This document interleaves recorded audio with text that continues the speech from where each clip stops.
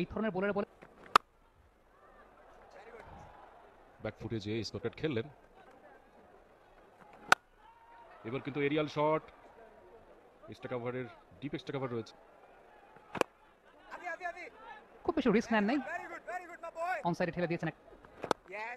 যেটা বলছিলাম এই বল থেকেই সেটা প্রমাণ হলো যে উইকেট টু উইকেট একটু জোরে। এবার কিন্তু রুমটা চেক দিলেন, লেগের দিকে সরে গিয়েছিলেন মুশফিকুর রহিম, যথেষ্ট জায়গা দেননি এবং বেশ গতির উপরে বলটা করেছেন 93 কিলোমিটার বেগে। 13 বল ধরে বাউন্ডারি দেখা নেই। শেষ বল থেকে সিঙ্গেল, 6 বল থেকে 6টা রান। এবং কিন্তু মিড উইকেটের ওপর দিয়ে চালিয়েছেন এবং বল কিন্তু উড়ে বলতে আগে থেকেই মোটামুটি অ্যাটেম্প্ট নিয়েছিলেন, খানিকটা সাফল করে মাহমুদুল্লাহ অলমোস্ট, এবং স্পিনটা করতে দেননি। এবার কিন্তু রিভার্স সুইপ খেলতে চাইলেন, কিন্তু সেই টার্নেই স্লগ সুইপ ওয়েল কানেক্টেড। ইয়ক করতে চেয়েছিলেন কিন্তু সেটা ফুল টস হয়ে গেছে। একদম ক্রিজের ডিপে গিয়ে ব্যাটিং করছেন মুশফিক, রান আউট সম্ভব। একদম ডাইরেক্ট থ্রুতে স্টাম্প ভেঙে দিলে। মুশফিক খেলতে চাইলেন কাভারে, রনি নিলেন। বলতে চেয়েছিলেন প্রথম বল থেকে সিঙ্গেল।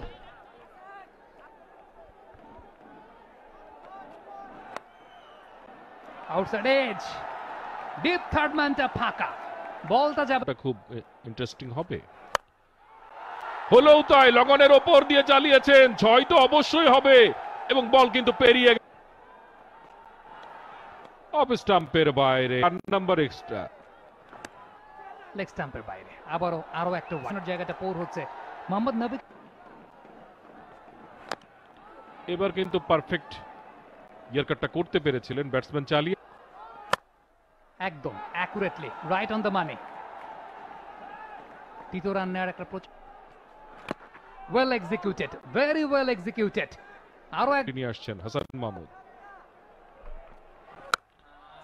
এবার কিন্তু ইয়ারকাট দিতে চাইলেও পারলেন না, হাফ ভলি করে নিয়ে মিড উইকেটের ওপর দিলেন গ্র্যান্ড স্ট্যান্ডেবল। শেষ 4-এর ইকুয়েশন, ওই দুটো ম্যাচ কিন্তু জেতাই লাগবে যদি এই ম্যাচটা তারা হেরে যায়। যদি আর প্রান্তে তারা চলে এসেছে, আবারও আপ ড্রাইভ খেলেছেন।